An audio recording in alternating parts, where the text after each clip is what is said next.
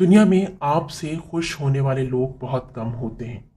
آپ کو خوش دیکھنا، آپ کو کامیاب دیکھنا، آپ کو آگے بڑھتے دیکھنا لوگ ہضم نہیں کرتے۔ پھر جلن اور حسد لوگوں کی نیندیں حرام کر دیتی ہے۔ تب وہ آپ کی زندگی میں جادو کا زہر کھول دیتے ہیں۔ ایسی ہی ایک کہانی ہم سے صالحہ نے جرمنی سے شیئر کی ہے۔ یہ کہانی آپ کی آنکھیں کھول دے گی۔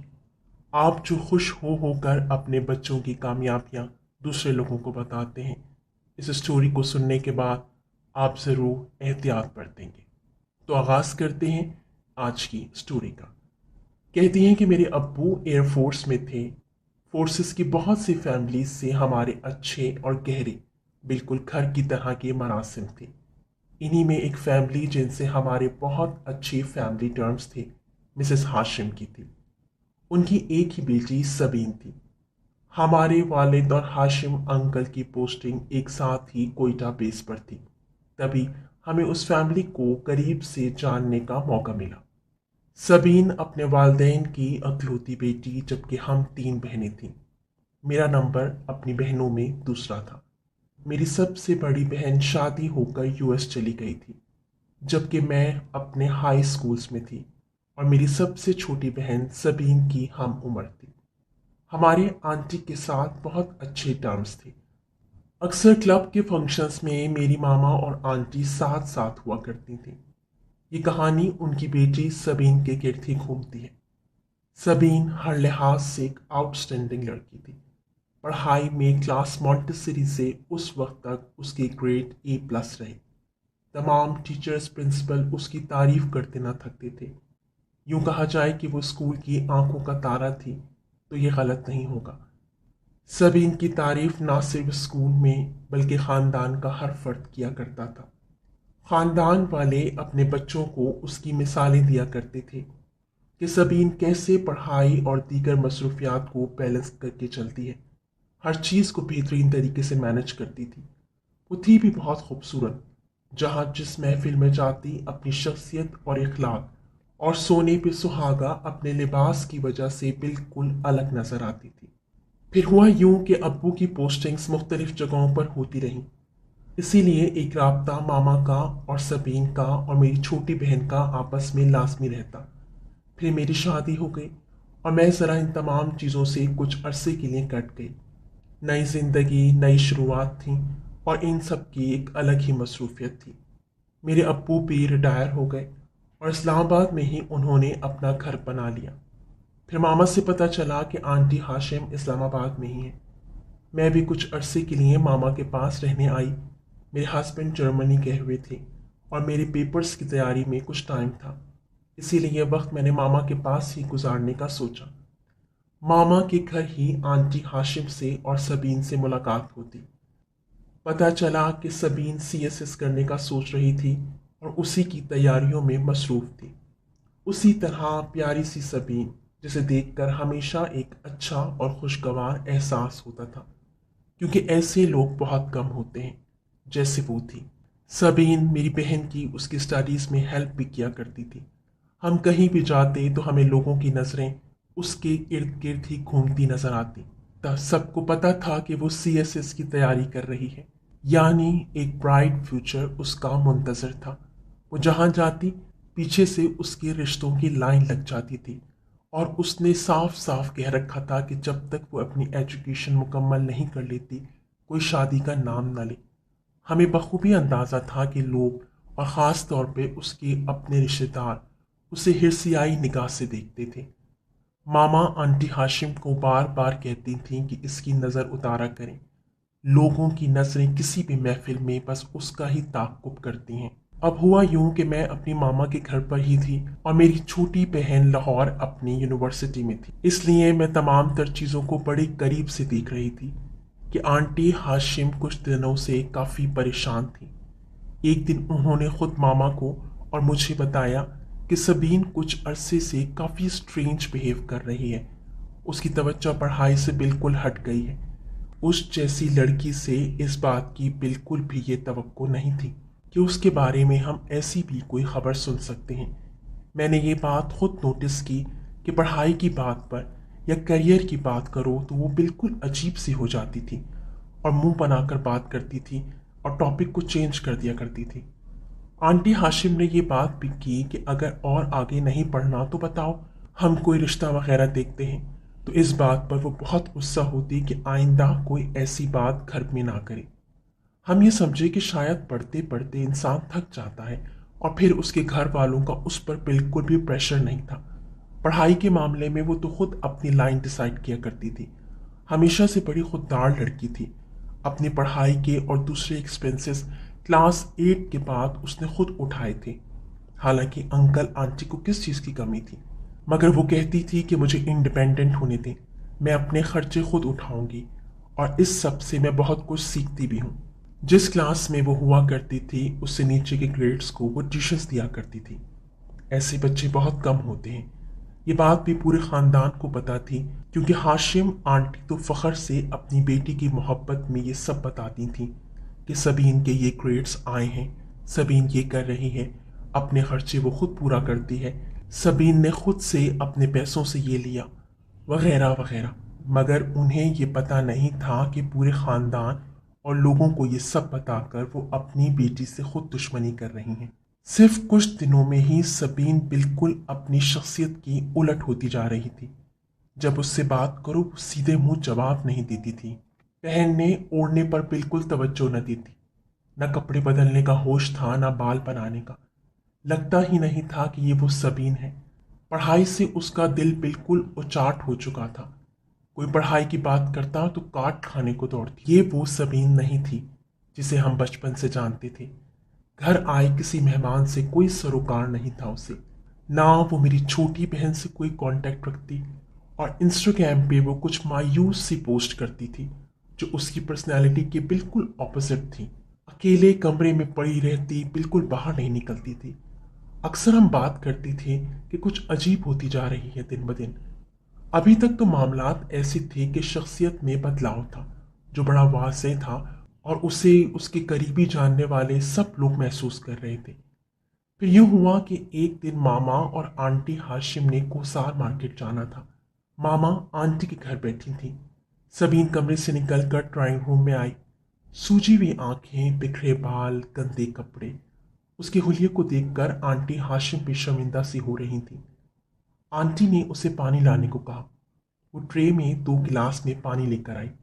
اس نے ٹرے میری ماما کے سامنے کی۔ گلاس کو دیکھ کر پانی کے شدید ٹھنڈے ہونے کا احساس ہو رہا تھا، تو ماما نے کہا کہ بیٹا میں ٹھنڈا پانی نہیں پیوں گی، مجھے نارمل لا دو۔ ماما نے یہ بات بڑے نارمل سے انداز میں کی تھی۔ اس نے یہ بات سنی اور ماما کو غور سے غصے سے دیکھا، اور پانی کا گلاس اٹھایا اور ماما پر پورا پانی پھینک دیا۔ ماما تو اس اچانک ری ایکشن سے حیران رہ گئی کہ یہ کیا کیا اس نے۔ آنٹی ہاشم بھی یہ سب دیکھ کر گڑبڑا گئی۔ آگے بڑھ کر ٹرے اس کے ہاتھ سے لیتے ہوئے غصے سے بولی کہ یہ کیا بدتمیزی ہے۔ سبین کھڑے صرف خالی آنکھوں اور غصے والے انداز سے ماما کی طرف دیکھتی رہی، پلٹی اور پھر وہاں سے چلی گئی۔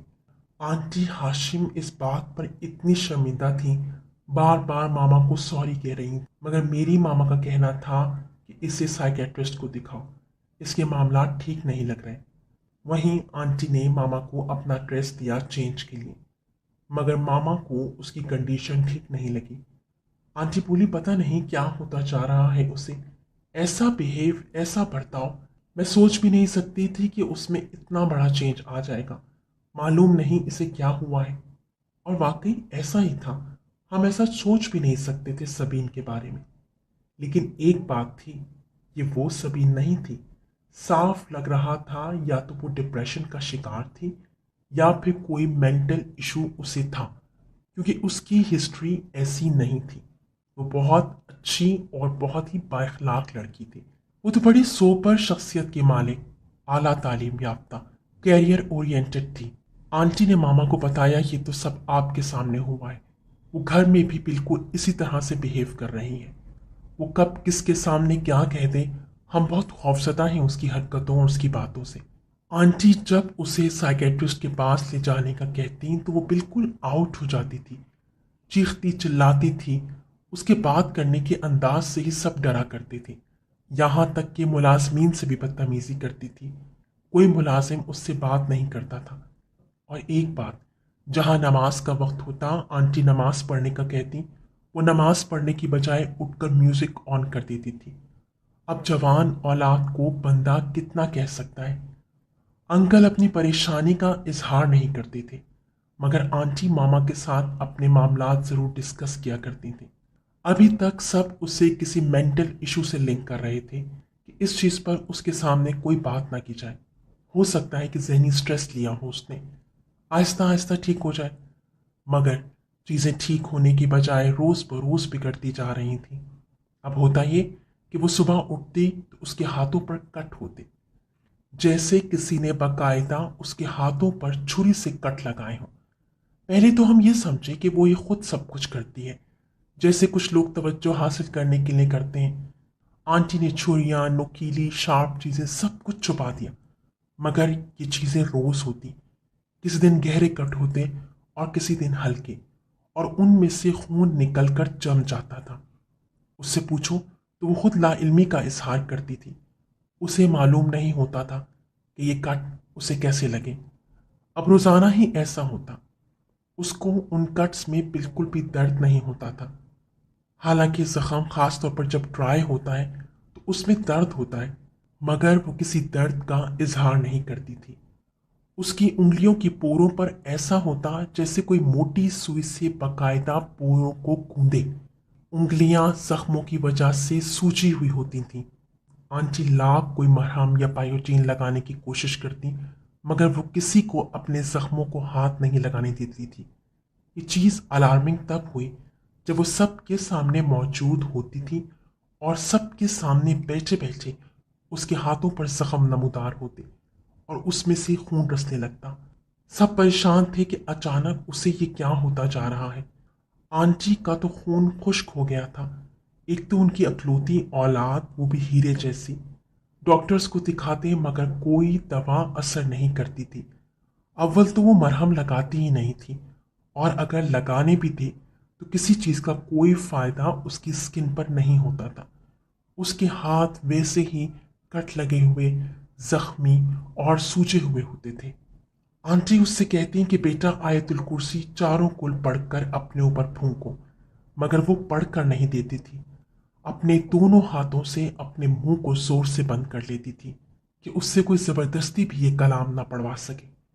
اور آنٹی جب زور سے آیت الکرسی کا ورد کرتی یا کسی بھی قرآنی آیت کا ذکر کرتی تو وہ اپنے کانوں کو بند کر لیا کرتی تھی، تاکہ اس کے کانوں، اس کی سماعت سے کسی قسم کی کوئی آواز نہ ٹکرائے۔ آنٹی کی تو جان نکلی ہوئی تھی۔ انہی دنوں میری چھوٹی بہن چھٹیوں پر اسلام آباد آئی اور وہ سبین سے ملی، مگر سبین اپنے کمرے ہی سے نہیں نکلی، اور اگر اس کا سامنا سبین سے ہوا بھی تو سبین ایسے انجان بن جاتی تھی جیسے وہ میری بہن کو جانتی ہی نہیں تھی۔ مطلب کسی بھی چیز کو لے کر وہ اتنی ضدی ہو جاتی تھی اور ایک ضدی بچے کی طرح ریئیکٹ کرتی تھی کہ اسے سمجھانا، اسے کنٹرول کرنا بے حد مشکل ہوتا تھا۔ ڈاکٹرز کو اس سلسلے میں دکھانے کا کوئی فائدہ نظر نہیں آ رہا تھا۔ پھر میری ماما نے کہا کہ بھائی اسے کسی اور کو دکھاؤ، اللہ نہ کرے میرے منہ میں خاک، مگر کچھ مسئلہ الگ لگ رہا ہے۔ پھر آنٹی نے کافی لوگوں سے اس سلسلے میں رجوع کیا۔ ان میں سے 2-3 لوگ گھر بھی آئے، مگر سب کے حساب سے لڑکی پر کچھ کرایا گیا تھا، مگر بہت کچھ پڑھنے کے بعد بھی کوئی فرق نہیں پڑتا تھا۔ جوان بیٹی کا معاملہ تھا۔ پھر انکل نے اپنی کوششوں سے ایک پیر صاحب کا پتہ کرایا۔ بہت مشکل سے انہوں نے ٹائم دیا، اور اپنے دیے گئے ٹائم پر وہ گھر آئے۔ پورے گھر کا انہوں نے جائزہ لیا۔ پھر انہوں نے سبین کو اپنے سامنے بٹھایا۔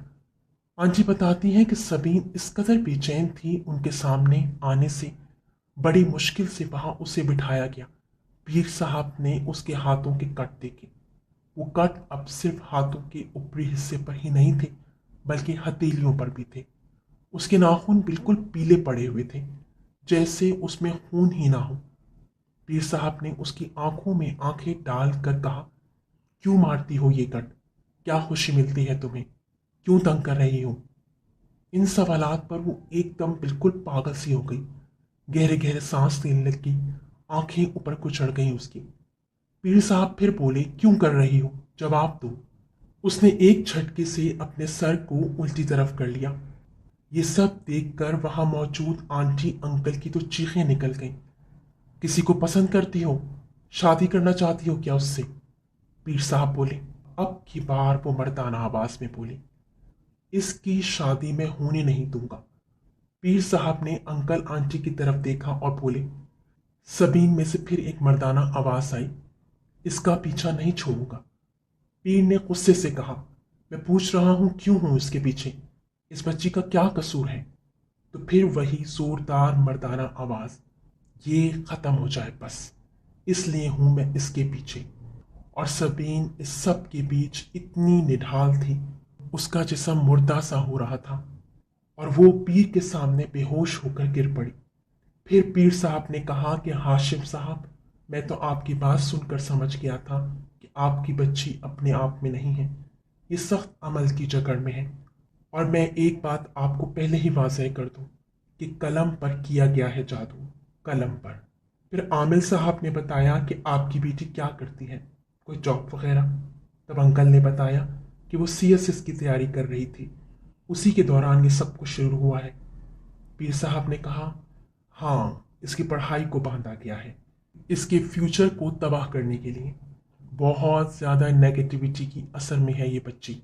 पीर साहब ने कहा कि बच्ची के करीब किसी को मत आने दें और मुझे खुद अपनी कुछ तैयारी करनी होगी इस सब को ख़त्म करने के लिए, लेकिन इस बीच में इसे बाहर कहीं मत निकालें, ख़ास तौर पर बाद मगरिब और असर और मगरिब के मिलते वक्त पर इसका ख़ास ख्याल रखें।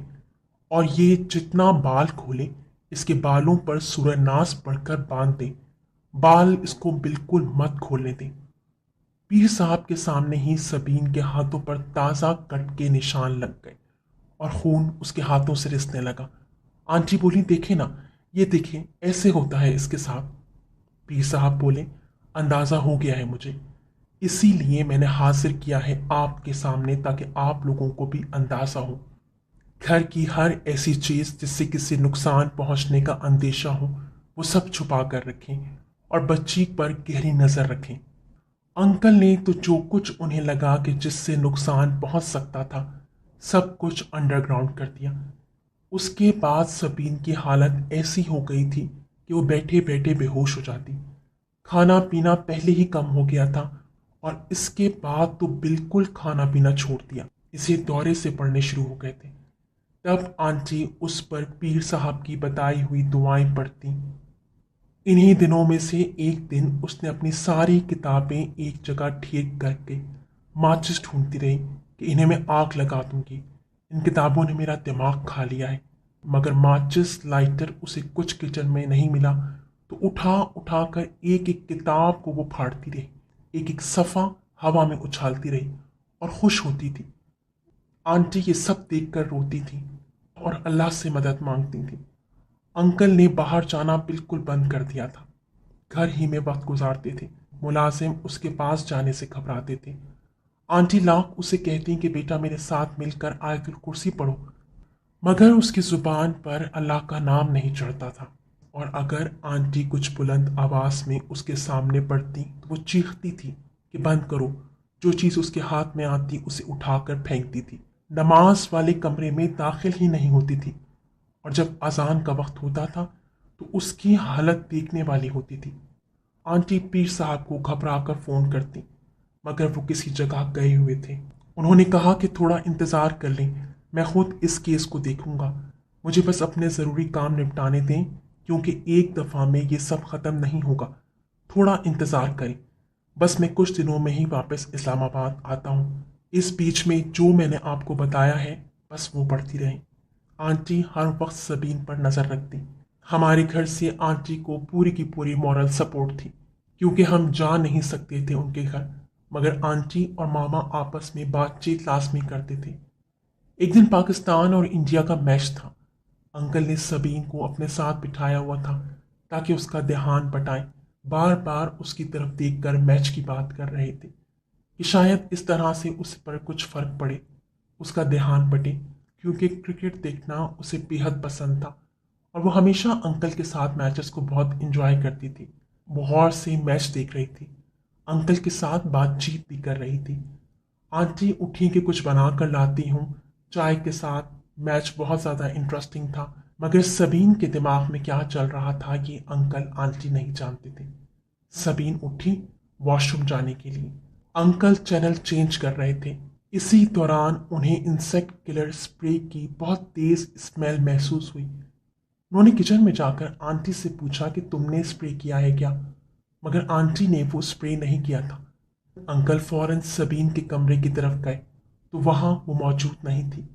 اسپرے کی اسمیل باہر سے آ رہی تھی۔ وہ باہر کی طرف گئے تو سبین پودوں کے پاس بیٹھی پودوں پر اسپرے کر رہی تھی اور اپنے ہاتھوں کے زخموں پر بھی اسپرے کرتی جا رہی تھی۔ انکل نے یہ دیکھتے کے ساتھ ہی فوراً لمحہ ضائع کیے بغیر اسپرے لینے کی اس کے ہاتھ سے کوشش کی، مگر وہ اتنی طاقت سے اسپرے کی بوٹل کو پکڑے ہوئی تھی کہ چھوڑ نہیں رہی تھی۔ انکل کہہ رہے تھے بیٹا یہ نقصان دہ ہے، مجھے دے دو، مگر وہ کہہ رہی تھی مار دوں گی، میں سب کو مار دوں گی، مجھے سب کو مارنا ہے، مجھے اپنے ہاتھوں کو ختم کرنا ہے۔ آنٹی بھی کچن سے بھاگی آئیں، انہوں نے بڑی مشکل سے سبین کے ہاتھوں سے اسپرے لیا۔ انکل آنٹی اسے نہ جانے کیسے قابو کر کے کمرے تک لائے۔ آنٹی انکل جانتے تھے کہ یہ اپنے آپ میں نہیں ہے۔ اس کے بعد وہ بہت عجیب سی ہو رہی تھی، بار بار اپنے جسم کو اکڑا لیتی تھی، اپنے دانت بھینچ لیتی تھی، مگر وہ اسپرے کی بوٹل کہاں سے آئی؟ انکل نے آنٹی سے پوچھا، مگر آنٹی کو اس بارے میں بالکل معلوم نہیں تھا۔ سب اس طرح کی چیزیں چھپا دی گئی تھی، مگر پھر وہ اسپرے کہاں سے آیا؟ اس نے تو اپنے ہاتھوں پر اس قدر اسپرے کیا ہوا تھا کہ ہاتھ لال ہو رہے تھے، مگر اس کو اپنے ہاتھوں کی ذرا بھی پرواہ نہیں تھی۔ اس کو فوراً ایمرجنسی لے کر بھاگے۔ ہاسپٹل میں اسٹاف نے بڑی مشکل سے اسے قابو کیا، اسے فرسٹ ایڈ دی گئی۔ سب اس کی حالت دیکھ کر انکل آنٹی کو شک کی نگاہ سے دیکھ رہے تھے، کیونکہ ایسا ہوتا ہی نہیں کہ کوئی اسپرے اسکن کے اتنے قریب سے کرے اور اسے تکلیف نہ محسوس ہو۔ ہاسپٹل سے بڑی مشکل سے اسے گھر لایا گیا۔ ان 2 سے 3 دنوں میں جب تک وہ پیر صاحب آئے، اس کی کوشش اپنے آپ کو نقصان پہنچانے کی ہوتی تھی، اور اس کو بچانا انکل آنٹی کے لیے بڑا مشکل ہوتا جا رہا تھا۔ خاص طور پہ وہ اپنے ہاتھوں کو کبھی زمین پر دے کے مارتی تھی، کبھی دیواروں پر، اور جب اس کے کٹ میں سے خون نکلتا تھا تو اس کے چہرے پر ایک سکون سا ہوتا تھا۔ اس کے ہاتھ ایسے ہو گئے تھے کہ وہ اپنے ہاتھوں کو بند نہیں کر پاتی تھی، اس کے ہاتھوں کی گرپ ختم ہو گئی تھی۔ آنٹی انکل کے گھر اس قدر پریشانی تھی کہ اب بھی میں وہ وقت سوچتی ہوں تو میری روح تک کانپ جاتی ہے۔ آپ خود سوچیں، اکلوتی بیٹی اور اس کا یہ حال، اور وہ بھی ایسی ہیرے جیسی لڑکی۔ پتہ نہیں انکل آنٹی کس طرح سے یہ سب برداشت کر رہے تھے۔ وہ کہتے ہیں نا کہ اللہ جس پر ڈالتا ہے اس کو برداشت بھی دے دیتا ہے۔ اس کے ارد گرد اتنی نیگیٹیوٹی محسوس ہوتی تھی۔ آنٹی ہاشم تو اس کی روز بروز بگڑتی حالت کو دیکھ کر روتی تھی، کہتی تھی لگتا ہے مجھے کوئی خوشی دیکھنا نصیب نہیں ہوگی اس کی۔ ماما آنٹی ہاشم سے پوچھتی تھیں کہ تمہیں کس پر شک ہے، کون کرا سکتا ہے یہ سب؟ لیکن آنٹی ہاشم کا کہنا تھا کہ نظریں تو اتنے لوگوں کی تھیں، حاسد تو بہت ہیں، کس کس کا نام لوں، کس پر شک کروں؟ مگر اس عرصے میں آنٹی کے خاندان کی ایک خاتون کے بڑے فون آتے تھے، سبین نظر نہیں آتی آج کل کسی بھی فنکشن میں، کہاں ہے سبین؟ آؤں گی، میں خود آؤں گی اس سے ملنے، مگر ہر دفعہ ہاشم آنٹی انہیں ٹال دیتی تھی۔ سبین کا معاملہ وہ کسی کو بتانا نہیں چاہتی تھی۔ میری ماما کو اکثر شک ان خاتون پر جاتا تھا، کیونکہ وہ سبین کی پڑھائی، اس کے گریڈز کو لے کر بہت کانشیس رہا کرتی تھی۔ خیر وہ پیر صاحب آئے، ان کے بقول وہ پہلے اپنی سیفٹی کر کے آئے تھے۔ اپنے موکلات کے ذریعے ہی انہوں نے ایک پتلا برآمد کرایا جہاں اسے دفن کیا گیا تھا۔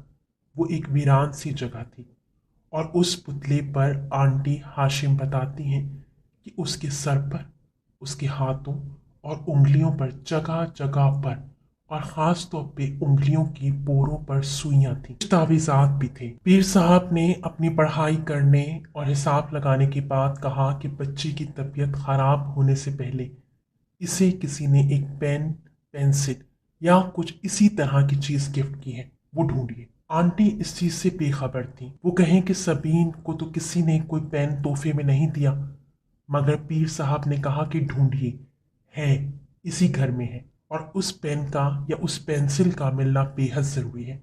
अब सबीन से इस मामले में पूछ नहीं सकते थे क्योंकि वो ऐसे हाल में नहीं थी। इसके बाद तो सबीन के पूरे कमरे की तलाशी ले गई। उसकी स्टडी टेबल की ड्रॉ में से एक फाउंटेन पेन बहुत ही खूबसूरत पैकिंग में मिला। अब ये कंफर्म नहीं था कि ये गिफ्ट है कि नहीं, मगर आंटी ने कहा कि उन्होंने ये पेन कभी सबीन को यूज़ करते नहीं देखा।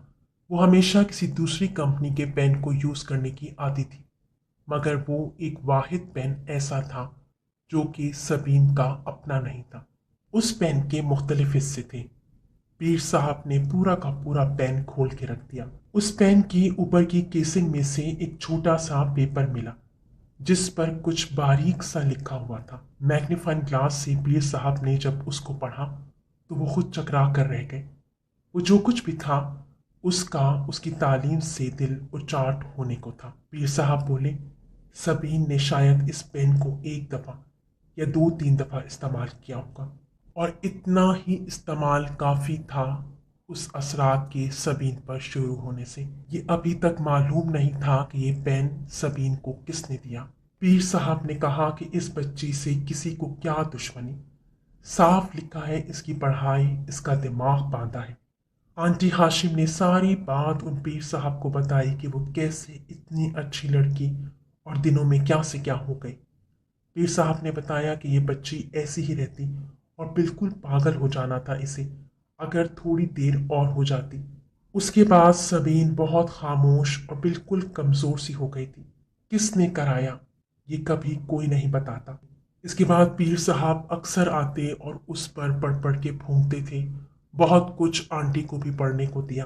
पीर साहब ने महफिलों में जाने से बिल्कुल इज्तनाब बरतने को कहा। वो हाथ जो जख्मों की वजह से पहले कभी दर्द नहीं करते थे जब तक कि वो असरात के ज़ेरे असर थी, मगर जैसे जैसे असरात ख़त्म हो रहे थे उसको अपने जख्मों में दर्द महसूस होता था। आंटी अंकल उसे मज़ीद यहाँ रखना नहीं चाहते थे क्योंकि जो एक दफ़ा वार करता है वो फिर चुप नहीं बैठता, क्योंकि हसद की आग कभी ख़त्म नहीं होती। सबीन फिर मेरी बड़ी बहन के पास यूएस चली गई। अब वो वहीं है, मगर आप देखें कि लोग कितना हसद करते हैं। जब उसकी तबीयत कुछ ठीक हुई तो पता चला कि वो पेन यूनिवर्सिटी की क्लास फेलो ने उसे दिया था। सबीन और उसकी ग्रेड तकरीबन करीब करीब ही होते थे, मगर सबीन हमेशा कुछ नंबरों से उसे बीट कर जाती थी। मगर पता नहीं सबीन की उस क्लास फेलो के दिल में क्या था कि उसने ये सब कुछ सबीन के साथ किया। उस लड़की की फैमिली को भी आंटी हाशिम जानती थी। आंटी हाशिम उनके सामने भी सबीन की कामयाबियों का जिक्र करती थी। और देखें फिर क्या हुआ। अल्लाह हमें माफ़ करे कि उन आंटी पर हम शक कर रहे थे, मगर हालात ही कुछ इस तरह से थे कि हमारा दिमाग रह रह के उनकी तरफ जा रहा था।